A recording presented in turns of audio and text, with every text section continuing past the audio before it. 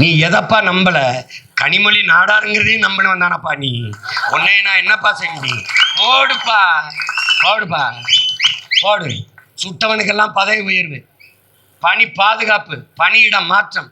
அவன் இந்த நிலத்திலேயே பாதுகாப்பு படை அதிகாரியா வந்து நிற்கிறாப்படி, காவல் படை அதிகாரியா. நீ நீ மறுபடியும் மானங்கட்டு போடு. என்ன நடந்துட போது? எனக்கு நான் எங்க, என் ஊர் எங்க, சிவ எங்க, நான் எங்க இருக்கேன்? சென்னையில். தூத்துக்குடியில் எவன் எப்படி போனா என்னன்னு நான் எப்படி விட்டு போக முடியும்? இது என் நாடு, என் மக்கள், என் நிலம், என் இனம், என் உரிமை, என் இன பாதுகாப்பு. அப்படி எவன் நிற்கிறானோ அவன் தான் உனக்கு தலைவனாக இருக்க முடியும். இந்த ஸ்டெர்லைட் வேதாந்தா குழுமத்துக்கிட்ட ஒவ்வொரு தமிழ் மகனும் நெஞ்சில் கை வச்சு சொல்லு.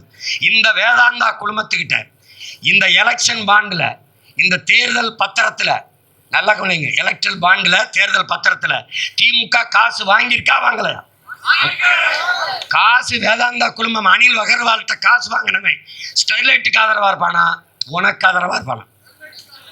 அப்புறம் அப்புறம் அப்புறம் புதிதாக அப்படியே புது நன்மை எடுத்து ஞானஸ்தானம் பெற்று வந்தவர்கள் போல, சீதை தீக்குளித்து புனிதப்பட்டு வந்தது போல வருவார்கள் திமுககாரர்கள். நேற்று கட்சி ஆரம்பிச்சு இப்பத்தான் தேர்தலில் நின்று நாளைக்கு ஆட்சிக்கு வரப்போறது போல நாங்கள் வந்தால் எங்கள் ஊரில் எங்கள் பாட்டி ஒரு கதை சொல்லுவான். பணியாரத்தை தின்னுட்டு ஒரு பைய புதைச்சி வச்சானா. காலையில் எழுந்திரிச்சு பார்த்தானா பணியாரம் மரமாக காய்ச்சிருந்துதான். இந்த கதையை கேட்டு நான்லாம் சின்ன வயசுல ரொம்ப பணியாரத்தை புதைச்சு அதே கதை தான் என் உடன் பிறந்தார்களே. நீங்கள் ஒன்று கவனிச்சுக்கிங்க, தவளை இருக்குல்ல, தவளை அதை நல்ல கொதிக்கிற தண்ணியில் போட்டிங்கன்னா அந்த கழுதை உடம்பு சுடுதேன்னு தப்பிக்காது. அப்படியே உடலை அப்படி மாற்றிக்கிறோம். அந்த சூட்டுக்கு ஏற்ப தன் உடலை மாற்றிக்கிறோம். இன்னும் கொஞ்சம் கொதிப்பு வச்சிங்கன்னு வச்சுக்கிறோங்க, அந்த வெப்பத்துக்கு ஏற்ப தன் உடலை தற்காத்துக்கிறோம், மாற்றிக்கிறோம். இன்னும் கொஞ்சம் சூடு வச்சிங்கன்னு வச்சுக்கிறோங்க, அதுக்கு ஏற்ப தன் உடலை மாற்றிக்கிறோம். ஆனாலும் இந்த பைத்தியக்கார இந்த தவளை இருக்குல்ல, தப்பிச்சு போகாதே. அப்போ தண்ணிக்கல அப்படின்னா தப்பிச்சிடும். ஆனால் இந்த பாருங்க, சின்ன சட்டிக்கில் வச்சுக்கிட்டு ஒரு நாள் தவளையை போட்டு பாருங்களேன். வீட்டுக்கு போய் கூட அண்ணன் சொல்லிச்சுன்னு ஒரு தவளையை தான் போட்டு பாரு, அப்படியே இருக்கும். அப்புறம் மறுபடியும் சூடு வச்சுன்னு வச்சுக்கா, அப்பவும் அப்படி காலை உதிர அப்படியே கிடந்துட்டு செத்து போன உடனே நீ என்ன புரிஞ்சுக்கணும்? இவன் தண்ணீரை கொதிக்க வச்சு கொண்டு விட்டான்னு நினைக்கக்கூடாது.